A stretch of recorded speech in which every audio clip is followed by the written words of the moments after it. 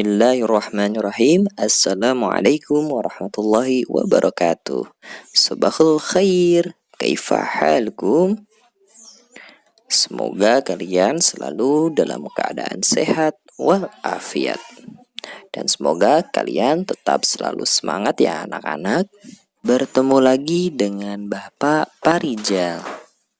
Anak-anak, minggu lalu kalian sudah belajar dengan Pak Anwar tentang macam-macam najis. Dan hari ini kita akan belajar tentang membiasakan hidup suci dan bersih dalam kehidupan sehari-hari. Tapi sebelum belajar, kita berdoa terlebih dahulu ya. Bismillahirrahmanirrahim. Rabbi zidni ilman warzuqni fahman. Yang pertama adalah suci dan najis. Suci adalah keadaan di mana seseorang atau benda tidak terkena kotoran atau najis. Sedangkan najis dalam bahasa Arab diartikan sesuatu yang kotor atau tidak bersih. Orang yang terkena najis tidak diperbolehkan melakukan ibadah sholat. Ibadah sholat hanya diterima oleh Allah Subhanahu wa Ta'ala apabila orang yang melakukan dalam keadaan suci. Yang kedua adalah menyucikan kubul dan dubur. Kubul adalah kemaluan depan atau alat keluarnya air seni ataupun air kencing. Sedangkan dubur adalah kemaluan belakang atau alat untuk mengeluarkan air besar. Yang dimaksud dengan menyucikan kubul dan dubur adalah dengan istinja atau cebok. Sehabis buang air kecil atau besar, kita diwajibkan untuk beristinja atau cebok. Sebab air kencing, tinja itu najis. Jika tidak dibersihkan, maka akan timbul bermacam-macam penyakit. Istinja ataupun cebok dilakukan dengan menggunakan air. Tapi ingat ya, jangan menggunakan air sembarangan. Pergunakanlah air yang bersih, yang suci, dan menyucikan. Selanjutnya, yang ketiga, bersih dan kotor. Kalian pasti sudah dapat membedakan antara bersih dan kotor ya. Apa itu bersih?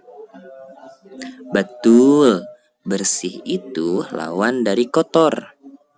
Bersih dari kotoran, debu, dan kuman. Bersih itu terlihat indah dan rapi. Agama Islam sangat menganjurkan kebersihan dan melarang berlaku kotor. Badan dan pakaian kita harus selalu bersih ya. Makanan juga tentunya harus bersih. Semua dalam kehidupan kita harus serba bersih. Dengan kebersihan, hidup kita insya Allah akan menjadi sehat. Badan kita juga akan selalu sehat. Maka dari itu, kita harus menjaga kebersihan badan kita. Jika kalian mau makan, hendaklah jangan lupa mencuci tangan terlebih dahulu ya. Karena mungkin saja ketika kalian sedang bermain, kalian memegang sesuatu yang ternyata terdapat kumannya. Oleh karena itu, sebelum makan, kalian cuci tangan dulu ya. Allah Subhanahu wa Ta'ala sangat menyukai hamba-hambanya yang selalu menjaga kebersihan. Tempat yang bersih tentunya enak dipandang mata dan disenangi orang lain. Sedangkan tempat yang kotor tidak enak dipandang oleh mata dan tidak disenangi orang lain. Maka dari itu, marilah kita bersama-sama membiasakan hidup bersih ya. Dan kita juga harus menjauhi hidup yang kotor.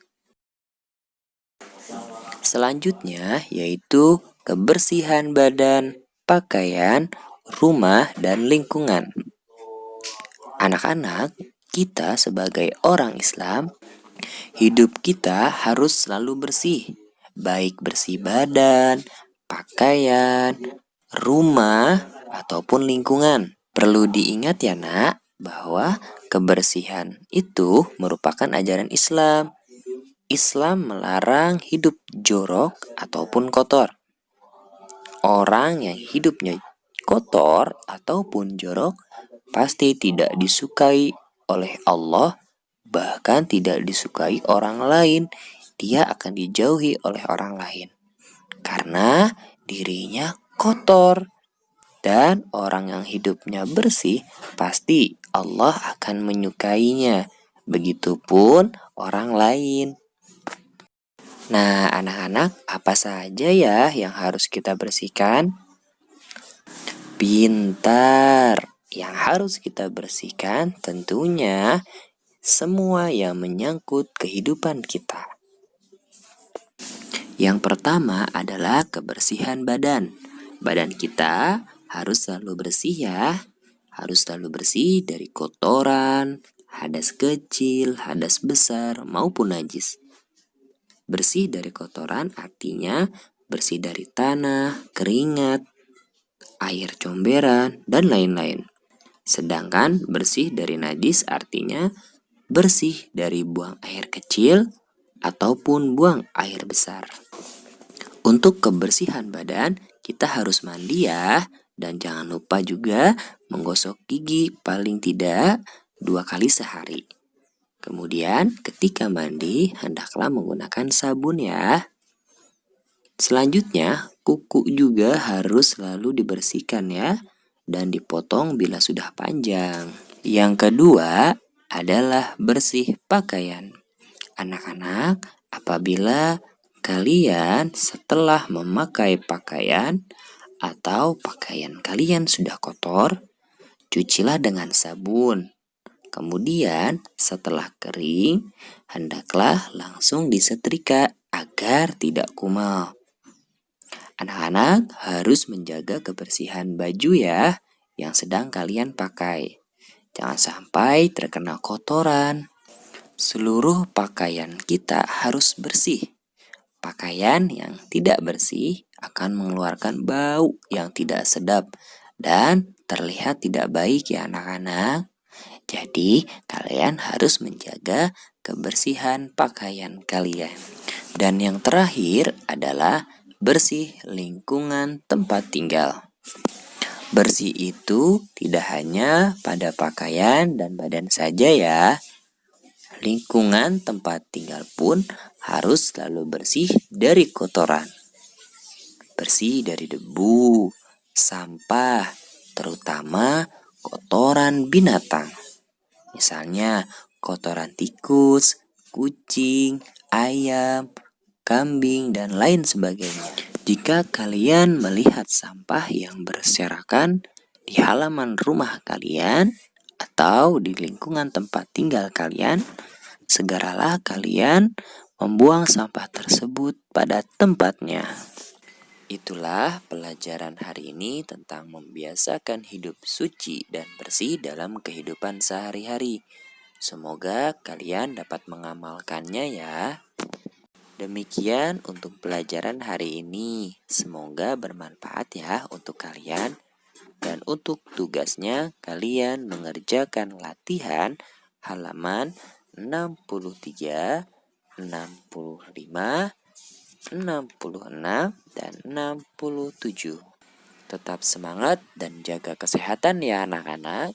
Sekian dari Pak Rijal. Wassalamualaikum warahmatullahi wabarakatuh.